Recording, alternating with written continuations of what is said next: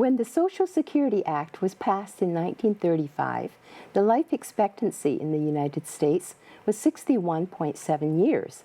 Now the average life expectancy is closer to 80 years. How are we filling our lives in these extra years? Are we living to a ripe old age and loving it? What is the connection between longevity and happiness? Today's guest has been studying this question in many different aspects in her career. I'm Susan Mann, your host today on The Better Part. Stay tuned to find out what she has found.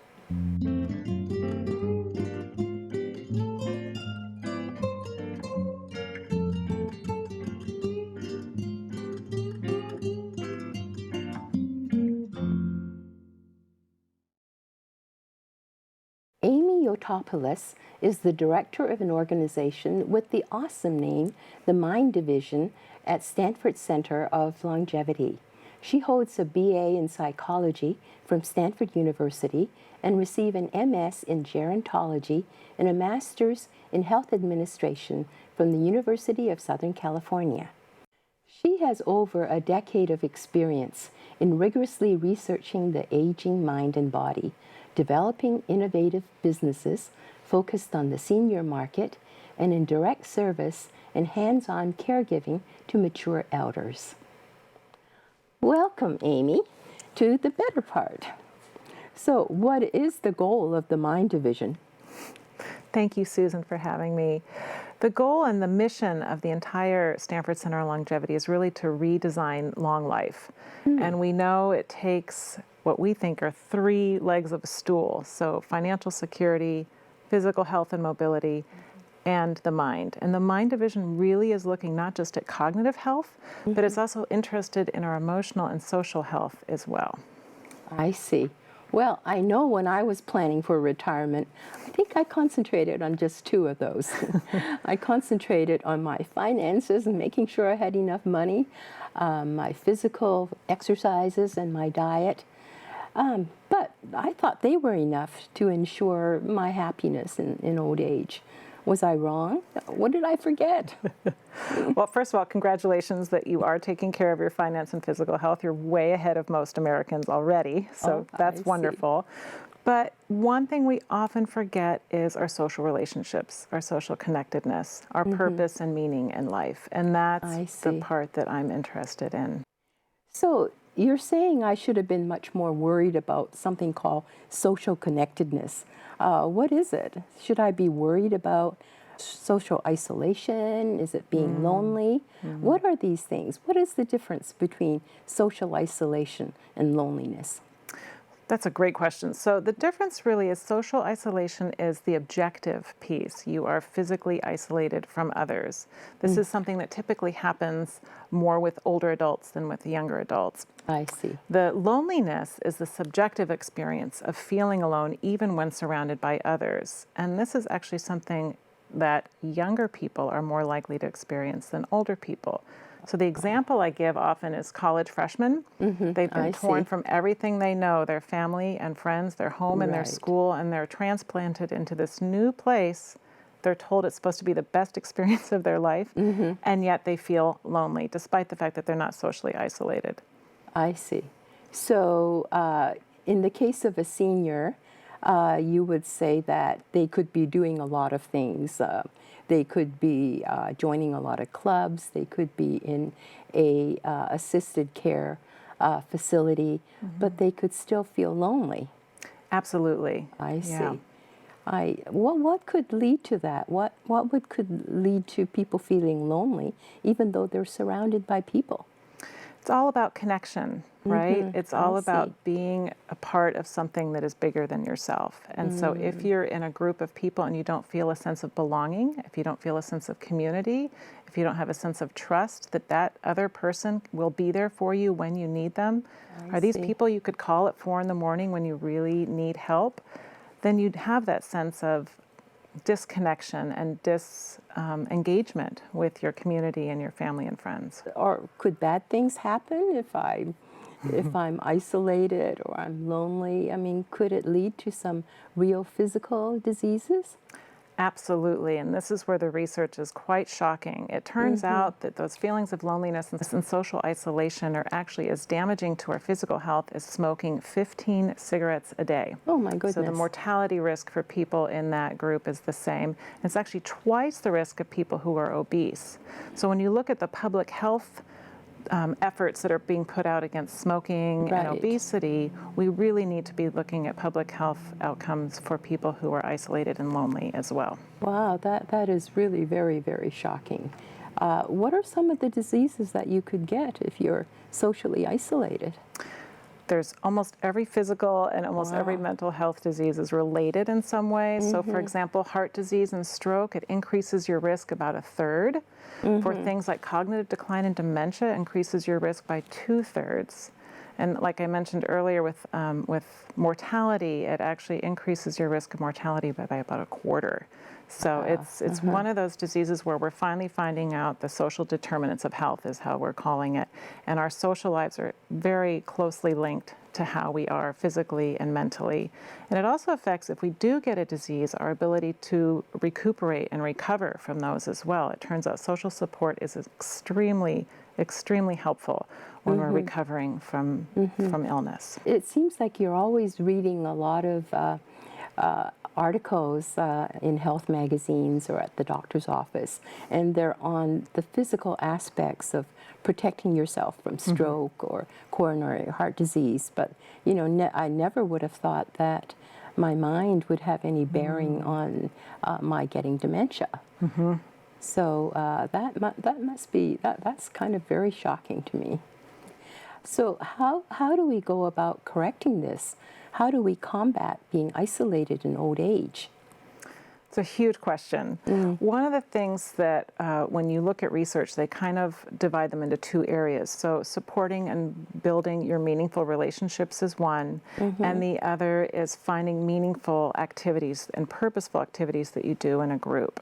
So when we're talking about meaningful relationships, we're talking about our friends, we're talking about family, we're talking about how we interact with our community, and then the purposeful activities we do in groups can be volunteering, it can be our work, it can be community work, it can be our faith-based organizations, wherever we find that sense of belonging and also a sense of purpose that you're able to give back. I see.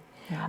I have a feeling that you as a psychologist have a slightly different, or a more accurate definition of meaningful relationships than I do. I just think of my families or the friends or the people I meet when I go to social organizations.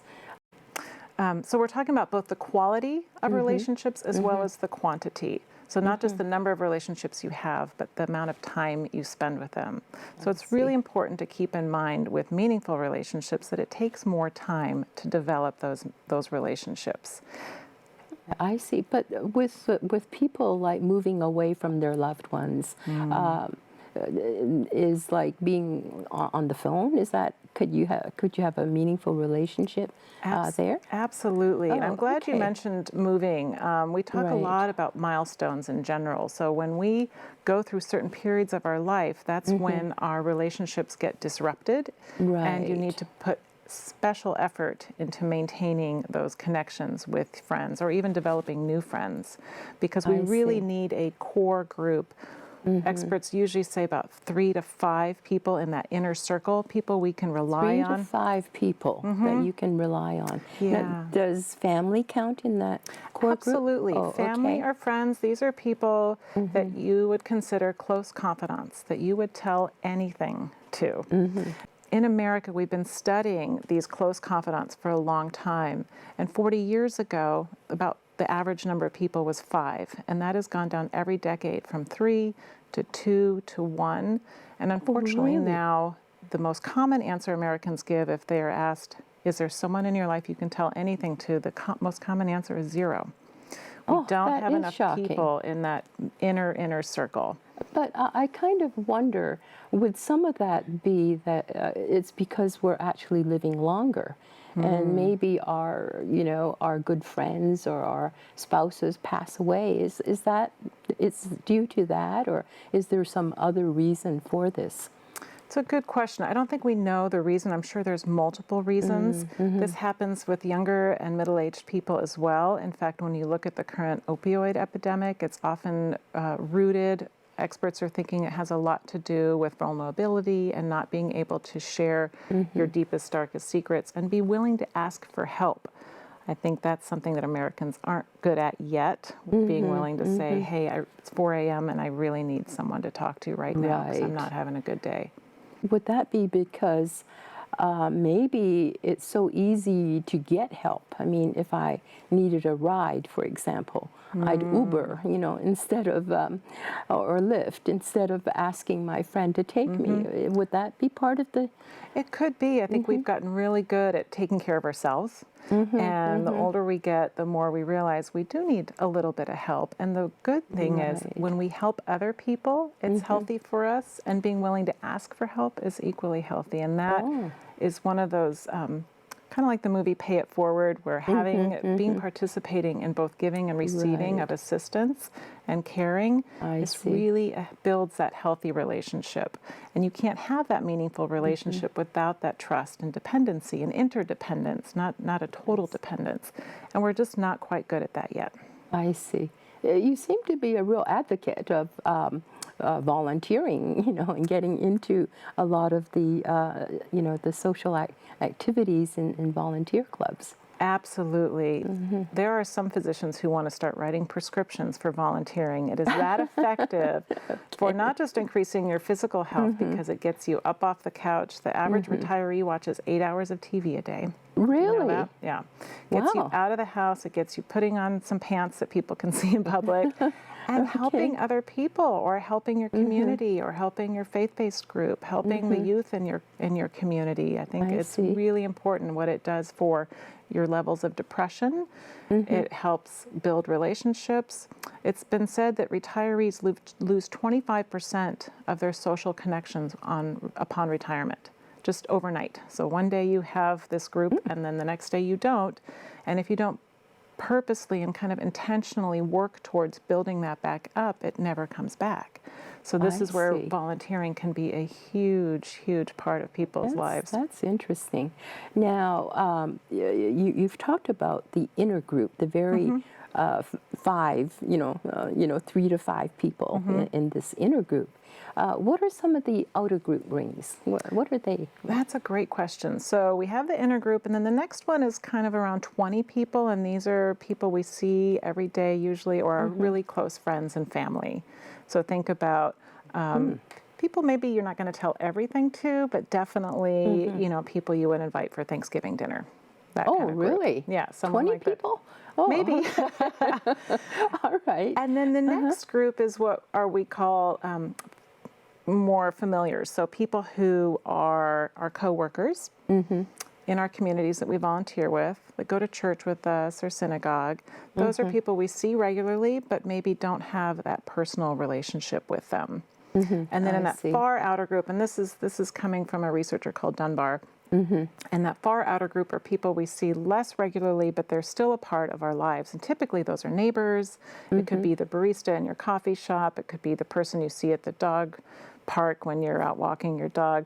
Someone you might see regularly, recognize. You may not even know their name. But you've kind of got that sense of they know what coffee you like and you know the name of their dog, but it's an important piece of having a sense of belonging. And so when previously you asked about kind of milestones and moving, as we go through life and get married or have kids or have to move for a job or then get divorced or widowed or have a major illness or disability or our friends start passing away, these are all reminders that we need to rebuild those circles. So if we have fewer people in the inner circle, look to the next circle out and think, who might I include and spend more time with them to develop that friendship. That's amazing. But what advice do you have about building these, meaningful relationships? I mean, I could think that, especially for older people, it may not be that easy to do that. I know, with my friends, when we're trying to plan a get-together, or a reunion, It's like a lot of people don't drive. They don't drive far. They don't drive at night, you know. And then we have to look for a place where it's not too noisy because they're having hearing loss. So when these physical problems come about, how do we get around that? So as we get older, how do we still maintain that connectedness? It's a great question. I'm glad you brought up hearing loss because this is an issue I feel very passionate about. It turns out that most of us will have hearing loss, and most of us will not tell our doctor. So there's no screening. Right now, when I'm 40, I go in and they tell me I have to have this screening, and then at 50, there's another one. There is no standard age for screening for hearing unless you insist on it. So I encourage people to insist on hearing tests starting at age 50. Age 50. Age 50. Insist on a screening. Insist on it. And when you get a diagnosis of hearing loss, treat it early. I see. The average person waits until they're in their 70s or 80s to have a screening, and then waits another 10 years after their diagnosis to get a hearing aid. So by that point, some of this ability to communicate with other people, it also, untreated hearing loss is closely linked to cognitive decline. So if I think people understood that, they'd be much more willing to take care of their hearing health as well. Well, actually, I'm very familiar because my husband started having hearing loss when he was in his 20s. And one of my grandsons has like 2 cochlear implants. But I was very surprised that when you have a hearing loss, you need to wear a hearing aid, there's actually quite a bit of training involved in trying to use that hearing aid correctly. Absolutely, and this is where a close relationship with a good audiologist is really important, and they'll be the first to tell you that just popping in some technology in your ears doesn't change it. Doesn't change, how did they say, it doesn't change your hearing, but you need to learn how to listen again. Because it's a different way of listening than you did before. Needs to do that, yes.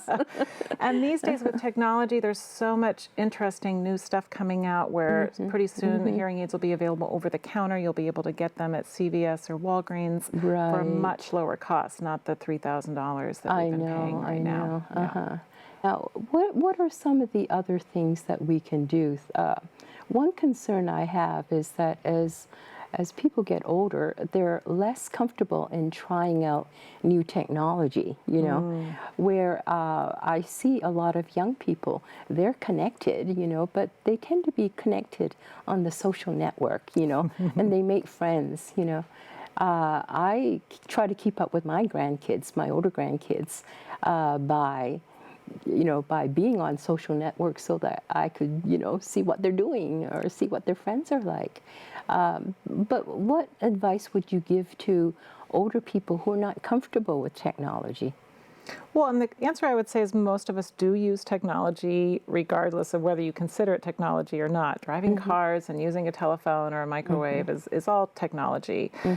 However, some of the research has shown that increasingly older adults, if the social technology and social media allows them to, just as you said, interact more with their loved ones, that is a huge motivator. And to be able to communicate with folks that live thousands of miles away, to be able to see them, not just hear them, to see pictures from their art show or dance performance or even an athletic, you know, game, whatever they're doing, really can create bonds between older adults and younger people without having to go through mom and dad or being there in person, right? That's right. Most people want to do more, and increasingly people are able to because the devices are becoming much more age-friendly, I think. Right.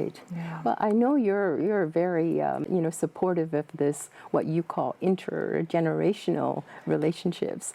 Why is that so important? Oh my goodness, I'm glad you brought that up. So we have worked at the center with Encore.org on several projects for this, and the reason is because older adults really have so much to give. They have time, they have wisdom, they are emotionally stable in ways that younger people aren't. You're less angry and you're less worried and have less anxiety. And in these days when our youth today have never been more anxious, never been more depressed, never committed suicide as often as they have, there is a strong desire to bring older adults and our youth together so that you can develop a relationship. Right. I think the main concern I have around intergenerational is that it's not just putting them together in a room and saying, go for it. You have to find some commonalities and something to work towards. So how do you do that in Encore? So what Encore is doing, they, with Generation to Generation, they've developed a program where they're taking communities and organizations that serve youth, primarily vulnerable youth, and then also partnering with organizations that have a lot of seniors in them, and finding ways that you can match your passions, right? So if you're really interested in global warming, there are plenty of kids out there that also are interested, and so finding ways of volunteering for that organization together. One of the most beautiful examples have been in recent elections where older and younger people are coming back, right, and protesting or being really passionate about something that they believe in. Oh, that's and wonderful. in that way, it's beneficial both for the youth and for the older adults to I work love together that. towards a common goal. I love that. And what's interesting is that it cuts out the middle generation. Yes. Because what I find is that I have a lot of time. My grandkids have a lot of time. It's their parents who don't have any time. So this way you go directly to the grandchildren. And the parents love that too, let me just say. I'm all for that. Right, right. Yes, well, I babysit my two youngest grandchildren who are here in California. Oh, wow. So when I go to Grandparents' Day, that counts as a meaningful relationship, right? Absolutely. Okay. Well, I have to say, so I'll out myself. I'm almost 50. My grandmother just turned 100 this year. Oh my gosh, that's and wonderful. we talk several times a week. She is a very important part of my life. I love my parents, but again, bypassing mom and dad sometimes even at this age really gives you a sense of place. And I've been sharing with her some of my struggles, taking care of a father-in-law who has dementia, and my grandfather had dementia as well, and so she knows a lot about this. And what's wonderful is she doesn't have to be right here, right? Oh, no, she's not. She's in South Dakota. Oh, okay. And we're in California here. Yeah. That's wonderful. I know I talked to my children, two of whom live out on the East Coast, and it's wonderful that we can keep such close contact together. Yeah. So what about this whole thing about social media, though? You know, I kind of wonder, I mean, is it really, a meaningful relationship when you have a Facebook friend, rather than, my neighbor next door? You know what, there's a lot of research out there right now, and I can find research that says Facebook is going to be the end of all of us, and I can also find research that says it's the best thing ever. I see. So my advice to people is when you see things in the paper with those dramatic headlines is to take it with a grain of salt. We haven't researched this enough to really know the effects. What we do know is with the really young group, so I'm even talking middle schoolers, they are developing a sense and almost a language that you and I never got. Yeah, LOL. Yeah. But even an intuition around what is good and what is bad. And so some of the research is, taking people my age and comparing them with kids my kids' age on how to recognize, what is fake news, or what, if I click on this, is this going to cause some kind of virus? And kids intuitively know. They can't explain what happens, but they intuitively have that sense. And they also have a really well ingrained sense of this is too much. And I think parents really like to create more structure around it, and I think that's healthy. Yeah, no phones at the table, no devices in their rooms, all of that stuff is really important. It's also equally important that we model that behavior to create these new social norms around the technology we use. There's also been a lot more talk around, instead of how much time we're using it, what are we using it for? So if I'm on it and I'm gaming and doing violent games 8 hours a day, that may do something to me. I'm guessing it would, right? But if I'm on, Snapchat with my teenage friends trying to plan an evening out where we're actually going to be together, and I've been impressed when I look at some of these teenagers that put their phones in a pile on the table and at the burger joint so that they really can communicate. I have great hope that our kids will do well. And for our generation and beyond, there are many possibilities. It turns out that being able to be connected, as we talked about earlier, online is can be very beneficial and kind of tie us to those points until we can meet again in person. Oh, that's wonderful, because I actually am on social media quite a bit. One thing that I really like about it is the fact that your child or your grandchild is in context, because you see who their friends are and what kind of social group they move around in. That is very true. I think you'll see, instead of some of those conversations around, how are you doing in school and how was the play, Right. you can actually see some photographs or video, or some of them they've created, and you see a sense of their own belonging, their own sense of place and where they are right now. And that can be really fulfilling as a parent or grandparent. I see. Want to end this discussion in an upbeat note. You recently invited me to a lecture in which I learned for the first time about this U-shaped happiness curve. Could you tell us more about that? Absolutely. So behavioral economists and sociologists have been looking at happiness levels throughout the lifespan. And what's interesting is it seems, and again, we've talked about there may be some slight discrepancies. However, for the most part, in humans, there is a U-shaped happiness curve where we're happiest in youth, in our young adulthood, and even happier than in late adulthood. And something happens in our 40s and 50s where you bottom out. So that's where I'm at right now. So I have high hopes that starting next year, things start looking up. But what's interesting is it seems not to be tied to any one event or anything like that. I think people seem to think maybe there's something going on there, and a lot of us are, I've had everything I've ever wanted. I have healthy children and a loving spouse, and I have a job, and all of those things are going well, but yet there's this rising sense that something's missing. But when I was listening to that lecture, I kind of thought, well, isn't it just the weight of all that responsibility on you? Couldn't that do it? You have to be shuffling your kids around, earning money, and so forth. That's a huge piece of it. In fact, when I talked to the author of that book at the lecture, it turns out people who have kind of middle school age children and financial problems, they have the deepest dip in their happiness, right? So it makes sense that part of it's responsibilities and part of it is looking ahead and realizing, this job that I have right now as a parent will change. Gets easier. And making sure that going forward, I'm doing things that have purpose and meaning for me. Because I think there's something that happens at midlife where you kind of make some adjustments towards realizing maybe there is a shorter amount of time that I have left, and what I always really wanted to do was this, and now maybe the time to start thinking about that. But I thought it was wonderful that everything swings up at the end. Yes. No, I think that's really, really encouraging for a lot of us. Absolutely. Okay. Well, it was so nice having you here today, Amy. It was a pleasure. Thank you so much, Susan. Thank you. Thank you, Amy, for bringing us up to date on so many research findings on longevity and happiness. Many of these ideas were new to me, and I hope to be putting some of your suggestions into practice. We thank you, viewers, for joining us today and hope to see you next week on The Better Part.